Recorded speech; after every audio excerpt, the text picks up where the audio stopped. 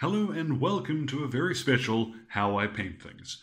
Special because that's the name I decided on, can you believe it? It's just stupid enough to be me. After agonizing about what I was going to call this series, just a simple throwaway line, it seemed like it would be the best. How I Paint Things. It's truth in advertising.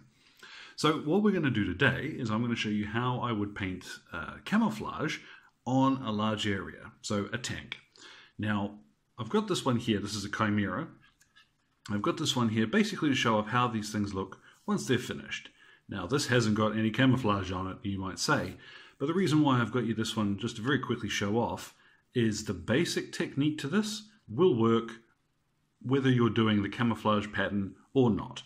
Okay, this was just a dry brush, a wash, and then a few minor details like this armor chipping and the mud across the front. These little things really help make a simple color scheme really pop.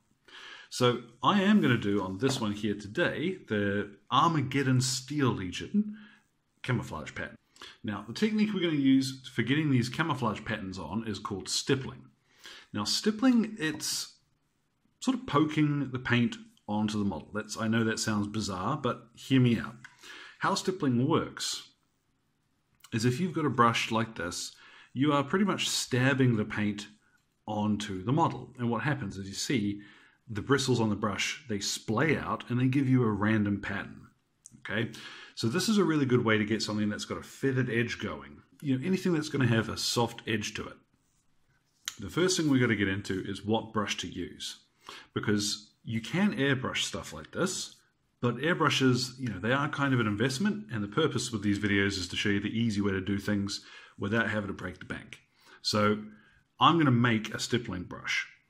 Now these work best if they've got fairly stiff bristles to begin with, but I'm going to cut this down a little bit more because as you see, or you might have seen just a moment ago, when I push and the bristles splay out, they cover a very broad area. And I don't want them to be, spreading out that much. I really want to be able to control where this paint goes, but with still letting it go a little bit random. So what I need to do is make my stippling brush. Now these old workshop dry brushes work pretty well for this as well. This one I haven't trimmed down, but you would just get scissors and cut across the top of these. These things last for ages, but making a stippling brush is a pretty good way to get a little bit of extra life out of them.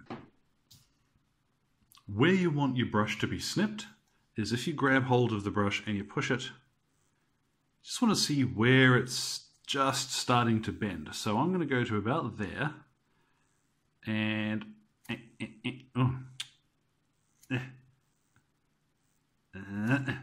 okay, there we go.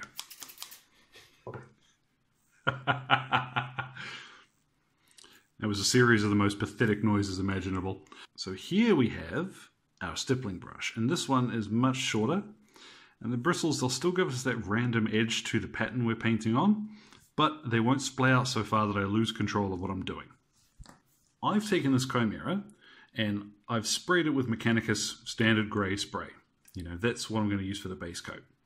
Now this time I haven't actually gone and put any paint over the top of that like I normally would, because I actually want that very faint texture for the painting surface for one of the later stages. Ordinarily, if you're painting a miniature, you would cover over with some more of this paint from the pot so that the color is even, but I do want that very faint difference in texture. That'll make a big difference later on. So I'm just going to paint one side of it for this. And we're going to take the turret off as well, make it a little bit easier to hold. So I can show you just on one side how this will work.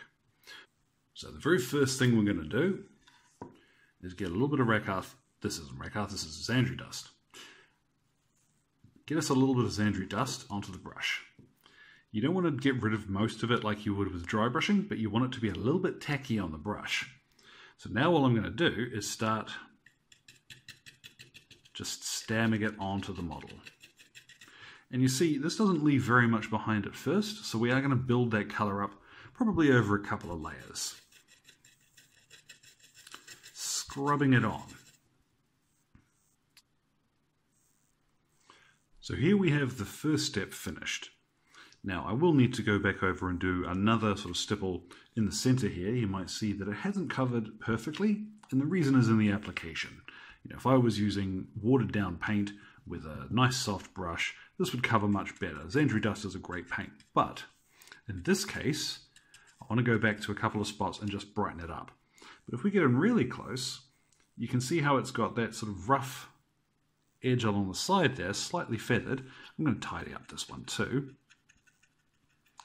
And this sort of simulates that dry brush effect. Not dry brush, airbrush effect. So move your tank around and just gently fill in any areas where you're not sure how it's going to look. Now if it's a little bit rough and random, don't worry too much. That's kind of the point. So I'm going to go ahead now and I'm going to fill in another one of these stripes. On the other side, I'd probably do them further back and add just a little splodge of color at the front. Real world inspiration is really easy to come by for these patterns. So give me a moment here and I'll have the second stage of this done. The base coat for my camo pattern is finished, and anywhere that in the center that little bit of grey is still showing through, I've got myself a normal brush, just a little bit of Zandri Dust, and I've filled it in so that it's a nice solid colour, while still leaving that feathered effect around the edges. Really quick and easy. That only took me about 4 or 5 minutes to do that side. Now as a quick note, when you're painting a tank that's got a turret on it, which is most of them, when you come to painting the camo pattern across the top of the tank, make sure you've got your turret sitting on there, because it'll help you key in where you want to paint that stripe on the turret too. Now that we've given that plenty of time to dry, it's time to go ahead, put on a swash. Now I've got one of my, oops, I'm dropping it. I've got one of my cheap and nasty brushes here. I'm going to use this because I like the long and flat bristles for this one. You'll see why in a second. I also recommend there's the Games Workshop base coat brushes, the really big ones. Those are good for this. This is about controlling where the ink is going to go on the model, okay? So I have my Agrax Earthshade. No great surprise. And we're going to go ahead, dip in there. Don't want a huge, I mean, you do want to sort of run it off on the edge of the thing there just to make sure that you're not putting too much on. And then it is really a case of just splodging it in. Now you want to make sure in all these little recesses, like on the paneling and that you do spend a second just to make sure it gets in between those cracks. And we're going to go around, fill this in.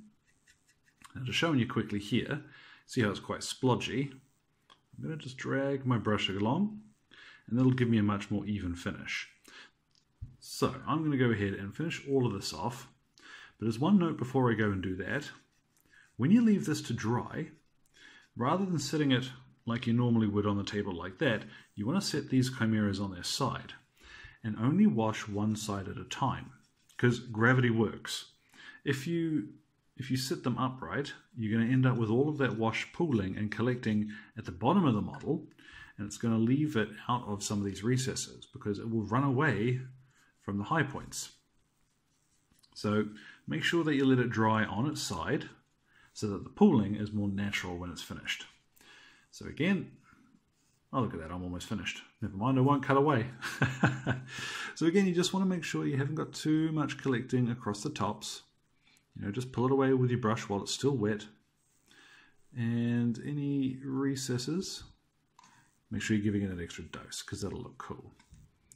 So now that that's all together, now I'm going to let that dry. Once that wash has had plenty of time to dry, you'll see what a difference it makes. All of the rivets and these little details have been picked out. You can still see a little in the vents down here, that's not a big problem.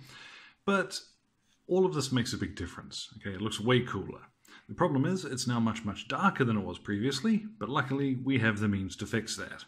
We're going to go ahead and give this a quick dry brush with those base colors again. So Zandri Dust for the camo stripes, and Mechanicus Standard Grey, we'll use that just to touch up the hull. So as always when you're dry brushing, you want to make sure that there's not too much on your brush at a time.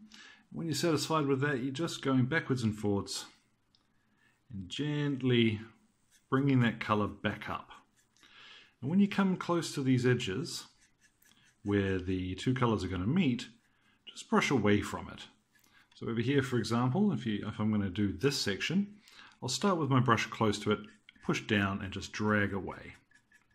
So we can see what a difference that makes to these big grey sections. Now I'm going to go ahead and finish this off, do the other sections, and I'll do the camo stripes at the same time. So finish that now. With that heavy dry brush of the base colours done, you can see how it's brightened them back up while still leaving all of the recesses detailed. And as well, in most of the cases with the rivets, it really still makes them stand out. It's much quicker than going with a small brush and individually putting wash around each of the rivets. It also makes a big difference. It really does make those little details stand out. So take your time, do dry brush that back on, bring that colour back up. What I'm going to do now though, just to finish this off, I mean you could put that on the table like that and it would look pretty cool. You know, you are almost finished. But in order to make that stand out a little bit more, give it some TLC, really make it stand out, we're going to use Tyrant's Skull and Dawnstone. Now Dawnstone's a funny one because when it goes on it looks quite bright, but as it dries you'll find that it does darken down again and look much more sensible. Well, sensible, as much as any of them do. So I'm going to use a smaller dry brush for this, and all I'm going to do is exactly what you'd think. Just go for the edges, and I'm going to pick out along these sharpest points on the tank, and just quickly flick over these rivets too. Now I'm not applying a lot of pressure here, I really just want to see where the colour is going to catch before I put down any pressure. But you see, that's just enough to really bring out that detail. So we've got that cool triple layered effect, and I'm going to go ahead, I will finish off all of the grey, I'll show you how that looks, and then I'll do the Tyrant's Skull. That Dawnstone has been applied, and you can see how it's brought that grey back up. Now I'm going to go ahead, I'll use the Tyrant's Skull, and I'm going to do the same thing to the Xandri Dust stripes for my camouflage pattern. With the Tyrant's Skull applied, that's the camouflage pattern complete. And you might see here, what I have done as well, is while applying that Tyrant's Skull, as well as concentrating along the edges of the detail here, I've also spent a little bit of time, once most of the paint has run out on my brush, just scrubbing near the center of these lines. Now that adds a little bit more texture to these camo patterns, and it makes these ones look a little bit more sprayed on, as if somebody in the field has hastily applied them from a spray can. So, that looks pretty cool. I mean, it is not going to win you any beauty contests, but the point of these is to get them on the table as fast as you can. Now all I'm going to do is to finish that off, do the whole rest of the tank, do the tracks, any weapons. Okay, from here on in, it's really simple painting. So to summarize, you want to start from your base coat, go ahead, add your stripes, a wash over all of them, and then it's just dry brushing those colors back up to how you want them to look. Simple as that. If any of your dry brushing does end up mixing a little between these two colors, don't worry too much about that, because it's just going to accentuate the effect that these are blending together. So I hope that's been useful to somebody, and if you do like it, go ahead, pop a comment down there for me. Any questions you might have, go ahead. I'm always looking for something to do. So, thanks very much for your time, guys, and enjoy the rest of your day.